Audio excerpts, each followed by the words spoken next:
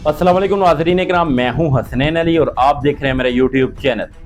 नाज़रीन, इमरान खान की हमशीरा अलीमा खान इस वक्त सड़कों पर है और इस वक्त खैबर पख्तूनख्वा में क्या सूरत हाल है, आइए इस पर तफसील से बात करते हैं।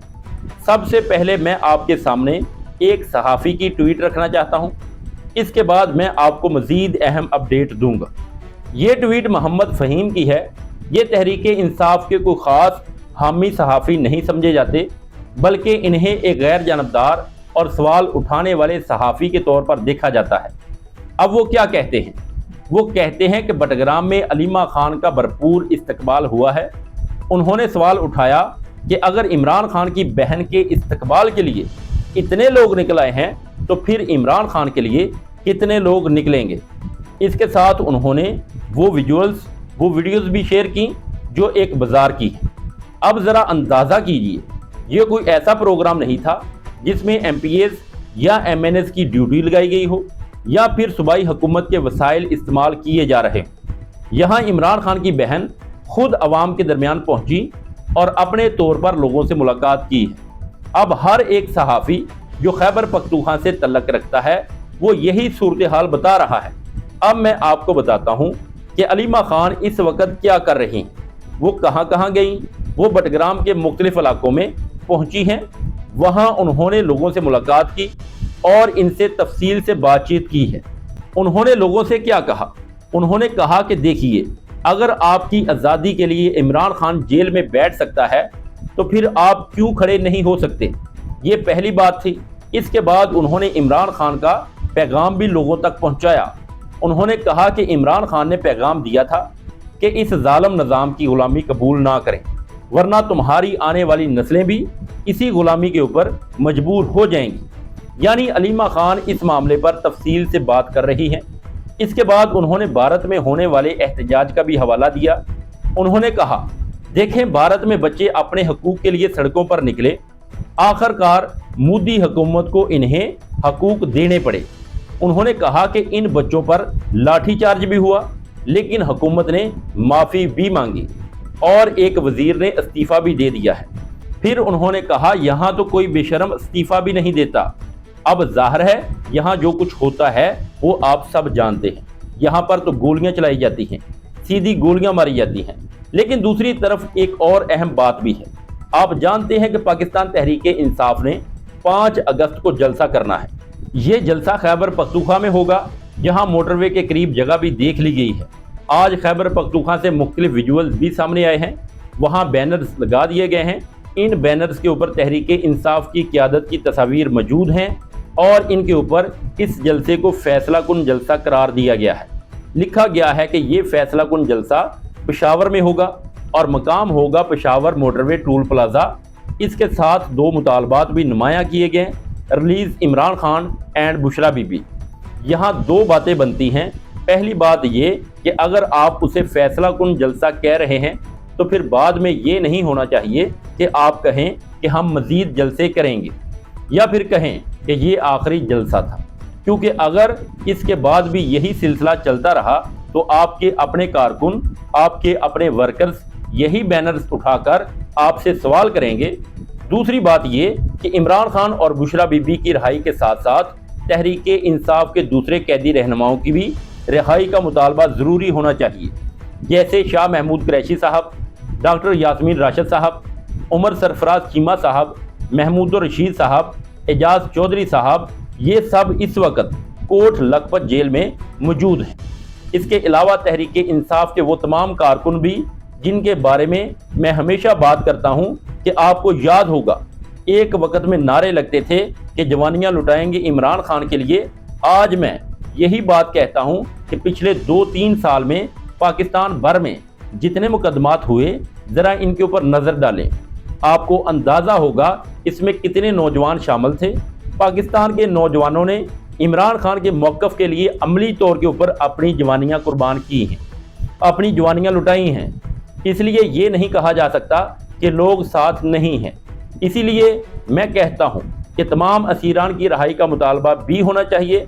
मैं ऐसी बहुत सी फैमिलीज़ को जानता हूँ जिन्होंने बहुत मुश्किल वक्त गुजारा है। बहुत से बुज़ुर्ग ऐसे हैं जिनके घरों के कमाने वाले जेलों में बैठे हैं। اور ان کا جرم کیا تھا؟ صرف یہ کہ وہ اپنے لیڈر کے لیے احتجاج کر رہے تھے، اور اس احتجاج کے بعد جو کچھ ہوا وہ آپ سب جانتے ہیں۔ اب آتے ہیں آج کی ایک اور بڑی خبر کی طرف۔ یہ خبر اسٹیبلشمنٹ کے متعلق ہے۔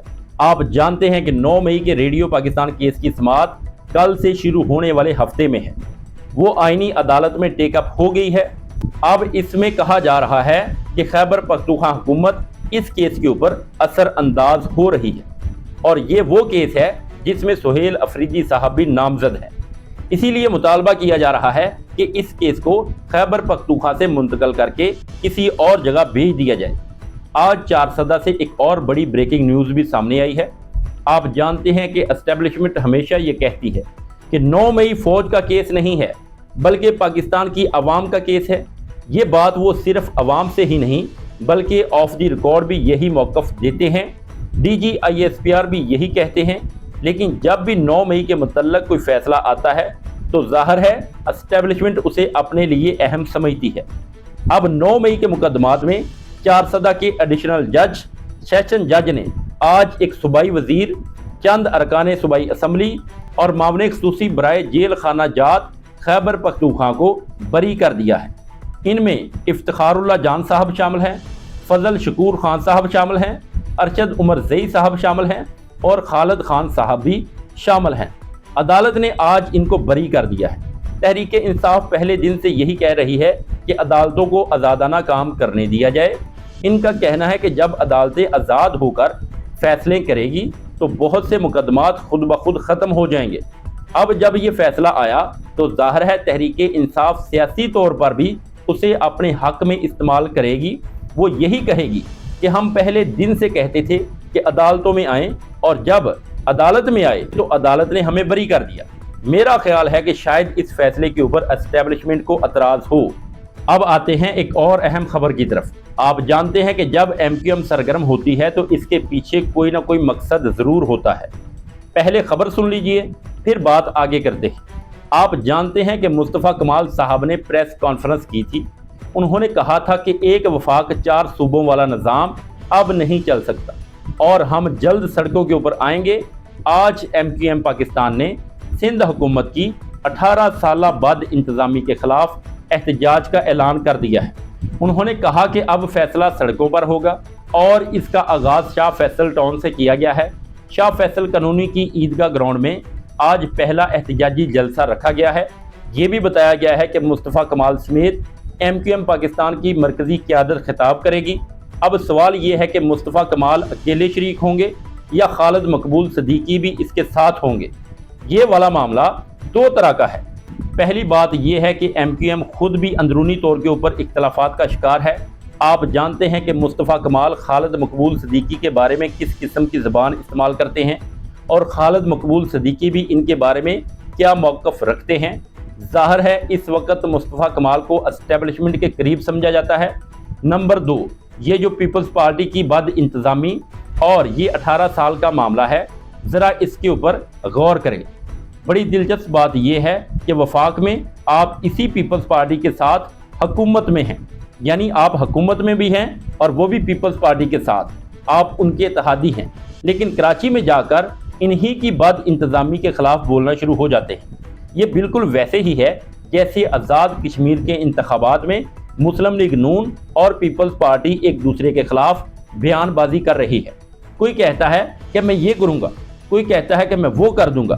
بھائی آپ وہی کام کریں جو آپ اسلام آباد میں اکٹھے کرتے ہیں، کیونکہ اسلام آباد میں تو آپ سب ایک مشترکہ حکومت میں ہیں۔ ناظرین، یہ تھی اب تک کی اپڈیٹ۔ اب تک کے لیے اتنا ہی، ملتے ہیں ایک نیکسٹ ویڈیو میں، تب تک کے لیے اللہ حافظ۔